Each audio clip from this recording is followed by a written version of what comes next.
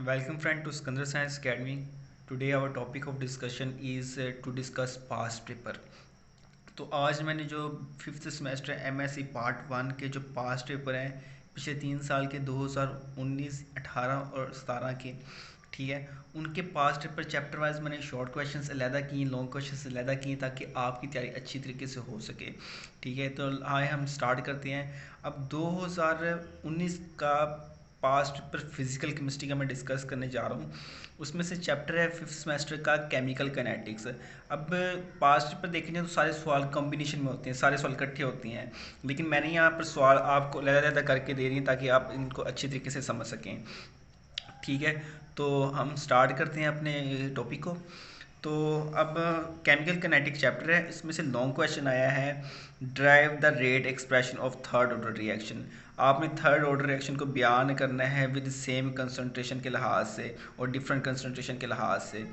ठीक है, initial concentration long question है पास्ट पेपर में 2018-19 का, सॉरी।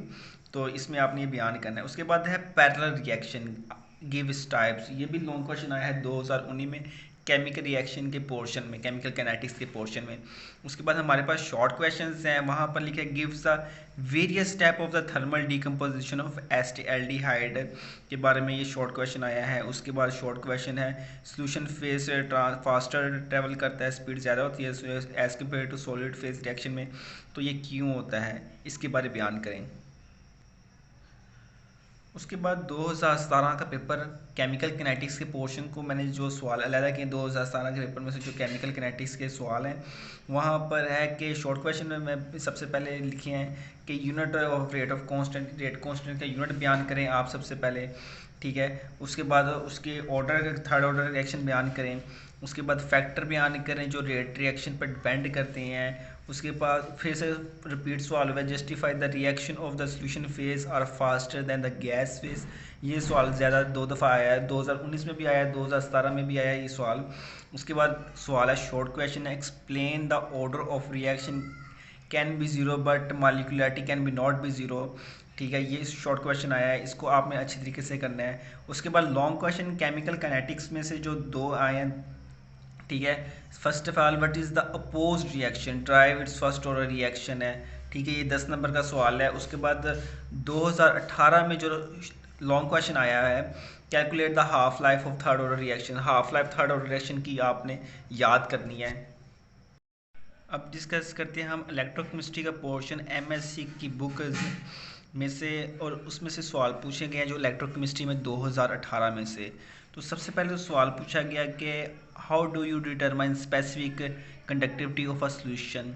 ठीक है, उसके बाद लिखा गया है कि स्टेट क्लोजर लॉ को भी आना है, राइट नियरेस्ट इक्वेशन और डैनियल सेल के लिए व्हाट इज़ ऑस्टवर्ल्ड डिल्यूशन लॉ क्या है, आर्हेनियस फैक्टर को बयान करेंगे। 2018 में इलेक्ट्रोकेमिस्ट्री में से पंजाब यूनिवर्सिटी के पेपर में से ये सवाल पूछे गए थे। उसके बाद अगर लॉन्ग क्वेश्चंस को देखा जाए तो उन्होंने पूछा कि इक्विवेलेंट कंडक्टेंस क्या है, इसे ड्राइव करें, इसके यूनिट्स को डिस्कस करें, फैक्ट बयान करें कि टेम्परेचर पे इसका क्या इफेक्ट होता है। उसके बाद उन्होंने डिबे हकल थ्योरी पूछी गई है, ड्राइव डिबे हकल थ्योरी। ठीक है, उसके बाद ये न्यूमेरिकल पूछा गया है, ये आपने करना है।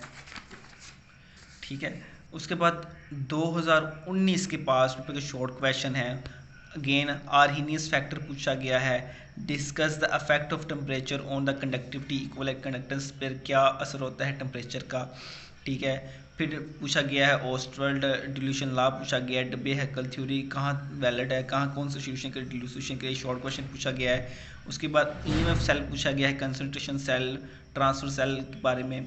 फिर उसके बाद एक्टिविटी कोफिशिएंट के बारे में सवाल पूछे गए हैं। ठीक है, तो ये आपने सवाल करने हैं। फिर 2017 का अगर हम पास्ट पेपर देखें तो वहाँ पर पूछा गया है कि difference between the activity and concentration. ठीक है, इनमें फ़र्क बयान करें, एक्टिविटी और कंसंट्रेशन में क्या फ़र्क है, explain factor which effect on them. उसके बाद सेल कांस्टेंट क्या है, व्हाट इज सेल कांस्टेंट, ये सवाल पूछा गया है। Explain the variation of equivalent conductance of with dilution, ये पूछा गया है। उसके बाद एक्सप्लेन द एक्सप्रेशन ऑफ डबे हैकल लॉ फॉर वीक इलेक्ट्रोलाइट, ये सवाल पूछा गया। What is the activity coefficient, determine the activity coefficient for Sprüngli soluble electrolyte, ये शॉर्ट क्वेश्चन है। अब ये 2019, 18 और 17 के पास्ट पेपर के मैंने जज किया, एनालाइज किया और सारे सवाल मैंने अलग-अलग कर दिए। इलेक्ट्रोकेमिस्ट्री के सवाल मैंने अलग किए हैं, फिजिकल केमिस्ट्री में जो है, उसके बाद केमिकल काइनेटिक्स के वाले पोर्शन के सवाल मैंने अलग किए हैं, क्वांटम केमिस्ट्री के सवाल मैंने अलग किए हैं। आगे डिस्कस करते हैं क्वांटम केमिस्ट्री के सवालात। जी तो फ्रेंड, फिजिकल केमिस्ट्री 2019 का पास्ट पेपर क्वांटम केमिस्ट्री के लिहाज से अब हम जो शॉर्ट क्वेश्चन है पास्ट पेपर वो देखने जा रहे हैं।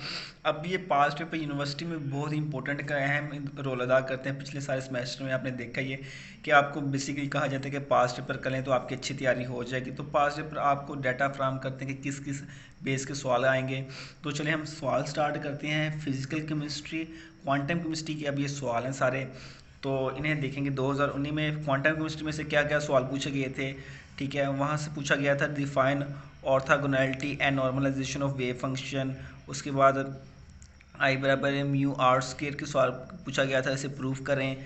इजन फंक्शन के बारे और इजन वैल्यू के बारे में पूछा गया था। टनल इफेक्ट के बारे में खास तौर पर पूछा गया था, ठीक है। उसके बाद calculate the vibrational frequency for harmonic oscillator. Quantum chemistry में से derive the mathematical mechanics description of diatomic region state के बारे में पूछा गया था। अब ये सारे सवाल हैं जो ये फिजिकल केमिस्ट्री 2019 के शॉर्ट क्वेश्चन में और ये लॉन्ग क्वेश्चन के पोर्शन में सवाल आए थे। उसके बाद हम 2018-17 के पास डिस्कस करते हैं।